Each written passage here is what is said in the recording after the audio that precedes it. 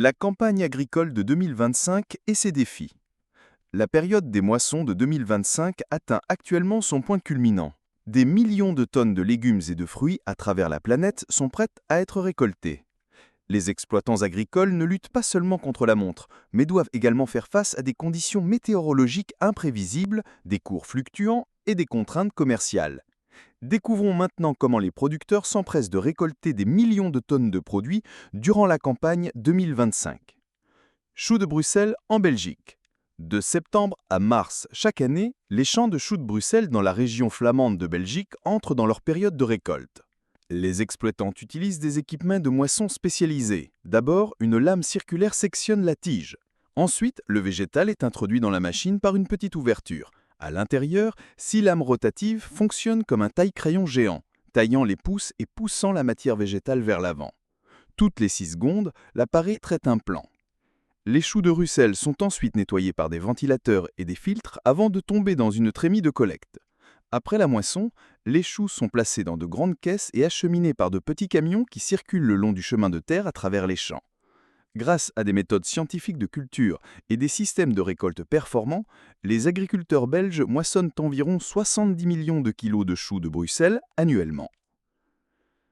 Myrtille au Pérou. De septembre à novembre, les producteurs des régions côtières du Pérou commencent la saison intensive de la cueillette des myrtilles, la période de l'année avec les rendements les plus élevés. Le Pérou produit environ 340 millions de kilos de myrtilles fraîches chaque année. Seulement pour la saison 2024-2025, les exportations de myrtilles ont rapporté environ 2,27 milliards de dollars américains, faisant du Pérou le premier exportateur mondial de myrtilles. Les myrtilles sont cueillies entièrement à la main pour éviter les meurtrissures ou les dommages aux tiges. Les cueilleurs tournent délicatement des grappes sans tir des branches, gardant les tiges intactes pour prolonger la durée de conservation. Cerises aux États-Unis. Les cerises sont également cueillies entièrement à la main pour éviter les meurtrissures ou les dommages aux tiges. Les cueilleurs tournent là délicatement des grappes sans tir des branches, gardant les tiges intactes pour prolonger la durée de conservation. Ils portent des sacs plastiques souples pour tenir les cerises, qui sont soigneusement vidés dans de grands récipients placés à l'ombre pour protéger les fruits du flétrissement sous le soleil. Quelques grandes exploitations utilisent des machines à secouer les arbres combinées avec des bâches pour collecter les fruits qui tombent, accélérant le processus. Les cerises récoltées sont ensuite transférées dans un système d'hydro-refroidissement pendant environ 1 heure pour préserver leur croquant et leur couleur éclatante. L'État de Washington produit plus de cerises que tout autre État aux États-Unis, représentant presque la moitié de la production totale du pays. Avec plus de 44 000 acres de vergers de cerisiers, les agriculteurs de Washington récoltent environ 22 millions de kilos de cerises annuellement, générant environ 480 millions de dollars américains de valeur.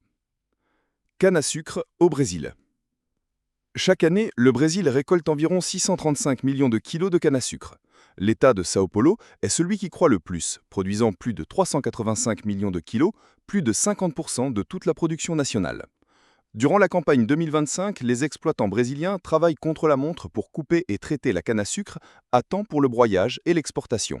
Des moissonneuses spécialisées coupent la canne près du sol, tout en retirant simultanément les feuilles et les sommets au champ. Les tiges sont chargées dans des camions par des convoyeurs et transportées directement à l'usine le même jour. Si elles ne sont pas récoltées à temps, la teneur en sucre dans la canne chute rapidement, la rendant plus susceptible aux moisissures et aux ravageurs, réduisant sa valeur marchande. C'est pourquoi les agriculteurs au Brésil cherchent à amener la canne à l'usine en moins de 24 heures pour préserver sa qualité. Carottes en Chine. La Chine cultive environ 567 000 hectares de carottes. L'industrie de la carotte génère une valeur économique significative avec des revenus annuels d'exportation qui dépassent 700 millions de dollars américains. Dans les principales régions productrices, les agriculteurs comptent sur des machines modernes pour récolter au moment parfait avant que les carottes ne deviennent ligneuses, fendues ou perdent leur attrait commercial. Les moissonneuses utilisent des roues dentées ou des courroies de traction pour saisir les sommets des carottes et soulever les racines du sol. Une blâme à rotation rapide coupe les feuilles et les carottes sont déplacées par un tapis roulant vers un réservoir arrière. Chaque machine peut récolter entre 10 000 et 15 000 kilos de carottes par heure, permettant à des champs couvrant des dizaines d'hectares d'être nettoyés en seulement quelques jours. Noix de coco en Thaïlande. La Thaïlande, avec plus de 240 000 hectares de plantations de cocotiers, est l'un des plus grands exportateurs mondiaux d'eau de coco en conserve et de noix de coco fraîches. Dans de nombreuses zones de culture de cocotiers, les agriculteurs utilisent de longues perches avec des lames de coupe attachées pour récolter. Debout sous les arbres, ils alignent la perche, accrochent la tige et tournent doucement jusqu'à ce que la noix de coco tombe. Une tâche qui demande force et précision. De plus, les singes servent d'assistants étonnamment habiles. Ils peuvent grimper dans les hauts arbres rapidement et tordre les noix de coco avec une précision impressionnante. Certains peuvent récolter des centaines de noix de coco par jour avec plus de rapidité et de précision que les humains. Courgette en Russie. Quand la courgette atteint la taille idéale, seulement 2 à 3 jours au champ peuvent la faire gonfler, durcir et perdre de la valeur. Chaque jour de retard signifie perte de profit. Les agriculteurs doivent agir rapidement, récoltant toutes les matinées. Ils portent des petits couteaux et marchent rangée par rangée, coupant le fruit pendant qu'il est encore vert brillant d'environ 15 à 20 cm de longueur et de la bonne taille pour tenir dans la paume de la main. Chaque courgette est soigneusement placée dans une caisse pour éviter les égratignures. Car même la plus petite meurtrissure peut la rendre inadéquate pour les supermarchés ou l'exportation. La Russie cultive environ 39 700 hectares de courgettes, principalement pour la consommation domestique. Durant la haute saison, une grande exploitation peut récolter plus de 45 000 kilos par semaine. Haricots verts aux États-Unis. Le haricot vert a une saison de croissance courte et est enclin à casser les gousses en plus d'être hautement sensible à l'humidité. C'est pourquoi la récolte mécanisée est essentielle pour maintenir la qualité et réduire les pertes post-récolte. Les moissonneuses de haricots verts sont équipées de têtes de coupe basse qui opèrent près du sol pour éviter de laisser des grains derrière. Alors que la machine se déplace le long des rangées, elle coupe la plante entière et la tire dans une chambre de battage. Là, un mécanisme de battage doux sépare les grains des gousses et des tilles. Un cibre intégré enlève les feuilles et débris et les grains propres sont transférés par un tapis vers un réservoir de stockage arrière. Grâce à ce processus rationalisé, les grains récoltés répondent aux normes d'exportation, avec une taille uniforme, propre, avec des dommages minimaux et une teneur en humidité idéale. Les États-Unis récoltent approximativement 70 kg de gousses vertes chaque année, principalement pour l'exportation vers le Japon, la Corée du Sud et l'Europe. Bambou en Corée du Sud. Dans des régions comme Damyang, Corée du Sud, célèbre pour ses forêts de bambou et l'artisanat traditionnel de bambou, l'industrie du bambou, bien qu'elle représente une petite part des exportations mondiales, génère encore environ 100 millions de dollars américains annuellement.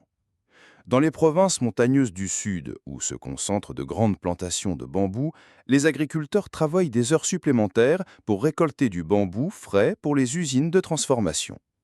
Une plantation de bambou mature, bien gérée, peut rapporter jusqu'à 4 450 € par hectare.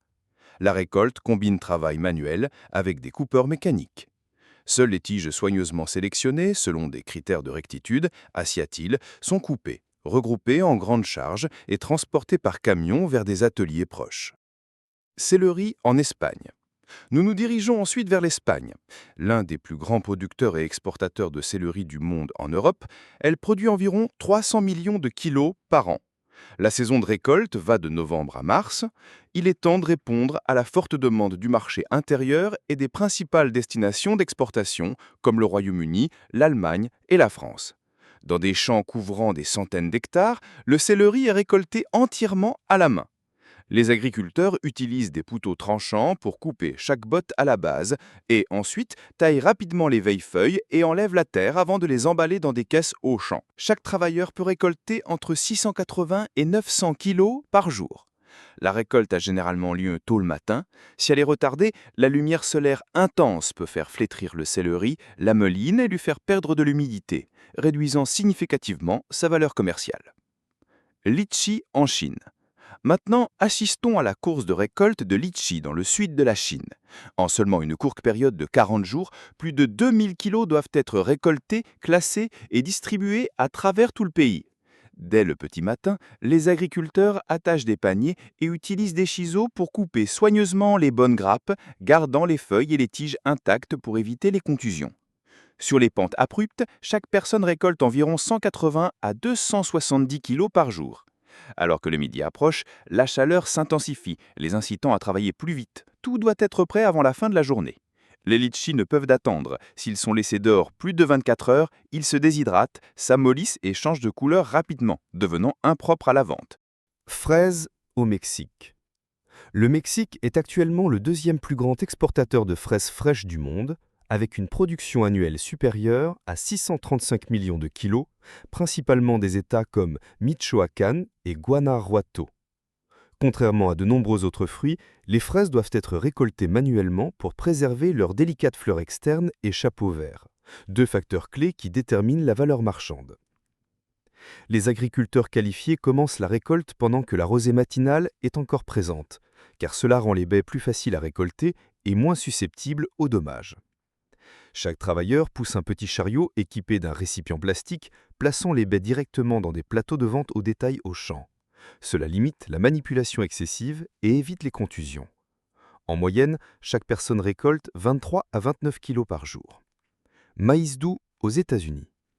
De juin à août, les agriculteurs de Floride et de Californie se concentrent sur la récolte du maïs doux.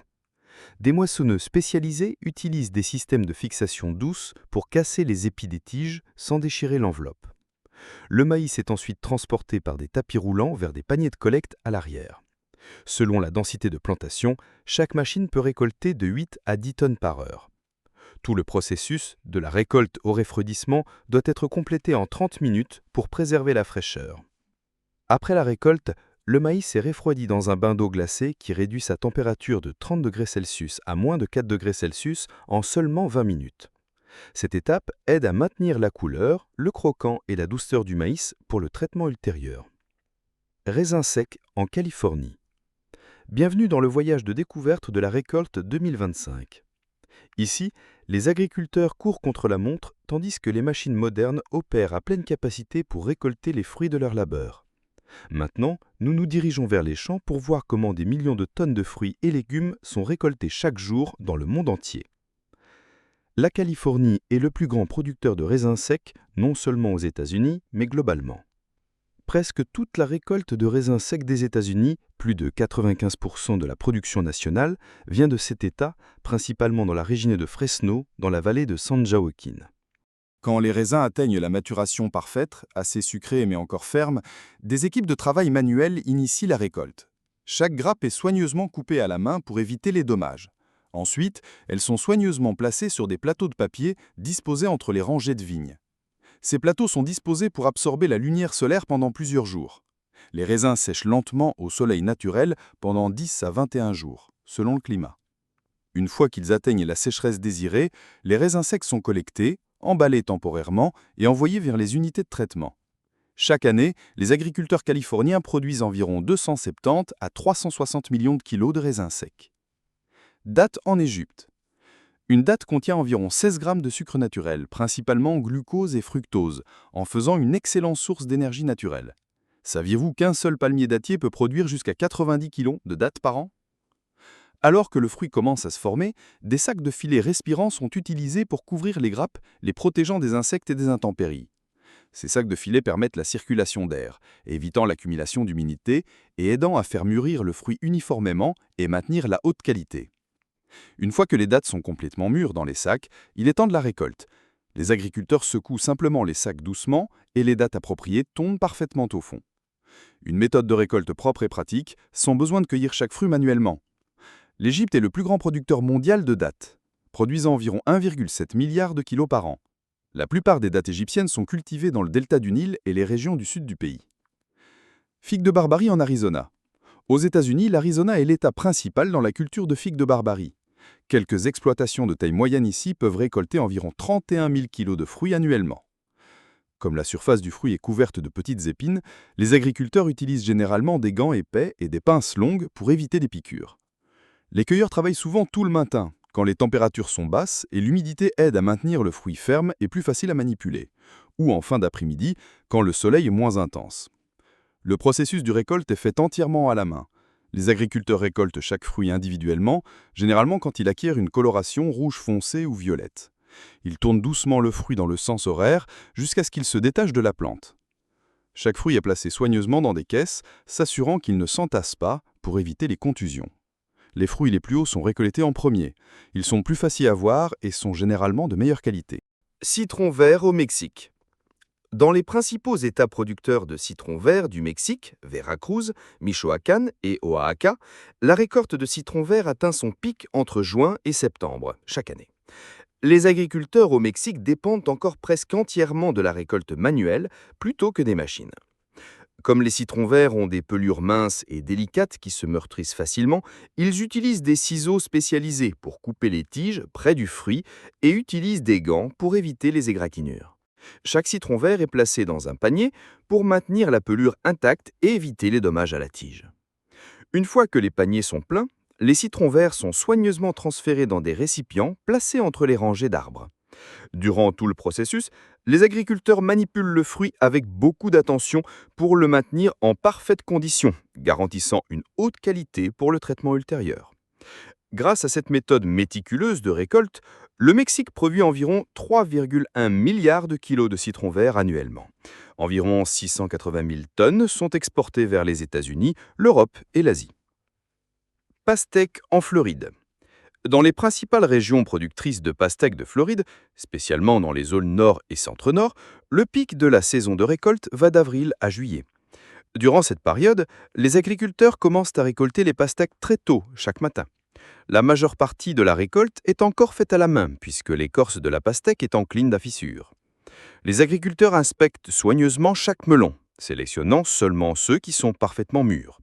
Ils taillent les tiges avec un petit outil de coupe et ensuite placent les melons soigneusement au sol pour éviter les égratignures ou dommages causés par le roulement. Finalement, des équipes de travailleurs chargent les melons dans des camions. Là, ils sont disposés avec attention pour éviter les contusions durant le transport. Noix de cajou en Côte d'Ivoire. La Côte d'Ivoire est la plus grande productrice mondiale de noix de cajou, produisant environ 1,3 milliard de kilos de noix de cajou brutes annuellement. Les noix de cajou sont cultivées principalement dans les régions centre et nord, sur plus de 650 000 hectares, cultivées par environ 500 000 familles de petits agriculteurs. La saison de récolte va de février à juin, commençant quand les pommes de cajou deviennent rouges et les noix changent vers une couleur grise. Les agriculteurs collectent les fruits tombés utilisant des seaux plastiques et ensuite tordent les noix manuellement pour maintenir les coques intactes. Après la séparation, les noix sont séchées au soleil sur des bâches ou surfaces de ciment pendant quelques jours de plus pour réduire l'humidité. Durant le séchage, les agriculteurs retournent les noix régulièrement et enlèvent tout matériel étranger. Une fois convenablement séchées, les noix de cajou sont ensachées et transportées vers des points de collecte ou usines de traitement initial. Pistaches aux États-Unis. Durant la saison de récolte, les producteurs américains de pistaches utilisent des machines à secouer les arbres pour collecter les noix. Ces machines sont opérées avec précision, positionnant des bras hydrauliques autour du tronc de l'arbre et le secouant avec force pendant quelques secondes pour faire tomber les pistaches mûres tout à la fois. Les noix sont ensuite transférées par des tapis roulants vers de grandes caisses à l'arrière de la machine. Le processus est rapide et continu, permettant à des centaines d'arbres d'être récoltés en un seul jour. Une fois que les caisses sont pleines, les pistaches sont transportées vers les usines de traitement en moins de 24 heures. Des techniques appropriées de récolte aident à préserver la couleur, l'humidité et la qualité générale de la pistache avant qu'elles entrent dans les étapes de classification et de pré-traitement. Ail aux États-Unis. Dans les principales régions productrices d'ail, comme la Californie, l'Oregon et Washington, les agriculteurs récoltent l'ail de fin juin à mi-août. Le moment idéal est quand environ 60 à 40% des feuilles jaunissent et sèches, indiquant que les bulbes ont atteint la taille idéale. D'abord, les agriculteurs taillent la partie supérieure des feuilles d'ail près des bulbes pour réduire l'humidité et faciliter l'enlèvement. Ensuite, ils utilisent des machines d'excavation de fossés pour ameuglir le sol le long des rangées, aidant à détacher les bulbes du sol compacté. Une fois que le sol est ameugli, les bulbes d'ail sont récoltés manuellement ou utilisant des moissonneuses légères. Quand fait manuellement, les travailleurs tirent soigneusement chaque bulbe, maintenant la fine pelure externe intacte. Tout le processus est fait avec attention pour éviter les contusions et maintenir la qualité de l'ail avant le séchage et le traitement initial. Papaye en Inde. Quand arrive l'époque de la récolte de la papaye, les agriculteurs cherchent des fruits qui ont commencé à changer de couleur du vert au jaune clair, signe qu'ils mûrissent et atteignent le pic de douceur. Ils inspectent la pelure soigneusement pour s'assurer que le fruit est assez mûr pour être sucré, mais encore assez ferme pour le transport. Le bon moment est crucial. Récolter trop tôt résulte en fruits sans saveur, tandis que les papayes trop mûres cassent facilement et se gâtent rapidement. Durant la récolte, les agriculteurs utilisent une main pour soutenir la base de la papaye pour éviter qu'elle tombe, et laissent une petite tige attachée, pour éviter les dommages à la pulpe. Cette méthode manuelle soigneuse minimise les égratures car toute meurtrissure réduit la valeur marchande du fruit. Après la récolte, les papayes sont classées par taille directement au champ. Utilisant cette approche, les agriculteurs indiens récoltent environ 5 milliards de kilos de papayes chaque année. Ail. Les États-Unis sont un des plus grands producteurs ail du monde, avec environ 50 600 hectares plantés et une productivité annuelle moyenne d'environ 3,2 milliards de kilos. La récolte commence normalement entre août et octobre. Une fois que les sommets de l'oignon deviennent jaunes et secs, avant de les retirer, les agriculteurs pressent doucement le col pour tester la fermeté et s'assurer que les bulbes sont complètement mûrs. Des machines spécialisées sont ensuite utilisées pour retirer les bulbes du sol. La campagne agricole de 2025 et ses défis. La période des moissons de 2025 atteint actuellement son point culminant. Des millions de tonnes de légumes et de fruits à travers la planète sont prêtes à être récoltées. Les exploitants agricoles ne luttent pas seulement contre la montre, mais doivent également faire face à des conditions météorologiques imprévisibles, des cours fluctuants et des contraintes commerciales. Découvrons maintenant comment les producteurs s'empressent de récolter des millions de tonnes de produits durant la campagne 2025. Choux de Bruxelles en Belgique. De septembre à mars chaque année, les champs de choux de Bruxelles dans la région flamande de Belgique entrent dans leur période de récolte. Les exploitants utilisent des équipements de moisson spécialisés. D'abord, une lame circulaire sectionne la tige. Ensuite, le végétal est introduit dans la machine par une petite ouverture. À l'intérieur, 6 lames rotatives fonctionnent comme un taille-crayon géant, taillant les pousses et poussant la matière végétale vers l'avant. Toutes les 6 secondes, l'appareil traite un plan. Les choux de Bruxelles sont ensuite nettoyés par des ventilateurs et des filtres avant de tomber dans une trémie de collecte. Après la moisson, les choux sont placés dans de grandes caisses et acheminés par de petits camions qui circulent le long du chemin de terre à travers les champs. Grâce à des méthodes scientifiques de culture et des systèmes de récolte performants, les agriculteurs belges moissonnent environ 70 millions de kilos de choux de Bruxelles annuellement. Myrtille au Pérou. De septembre à novembre, les producteurs des régions côtières du Pérou commencent la saison intensive de la cueillette des myrtilles, la période de l'année avec les rendements les plus élevés. Le Pérou produit environ 340 millions de kilos de myrtilles fraîches chaque année. Seulement pour la saison 2024-2025, les exportations de myrtilles ont rapporté environ 2,27 milliards de dollars américains, faisant du Pérou le premier exportateur mondial de myrtilles. Les myrtilles sont cueillies entièrement à la main pour éviter les meurtrissures ou les dommages aux tiges. Les cueilleurs tournent délicatement des grappes sans tir des branches, gardant les tiges intactes pour prolonger la durée de conservation. Cerises aux États-Unis. Les cerises sont également cueillies entièrement à la main pour éviter les meurtrissures ou les dommages aux tiges. Les cueilleurs tournent délicatement des grappes sans tir des branches, gardant les tiges intactes pour prolonger la durée de conservation.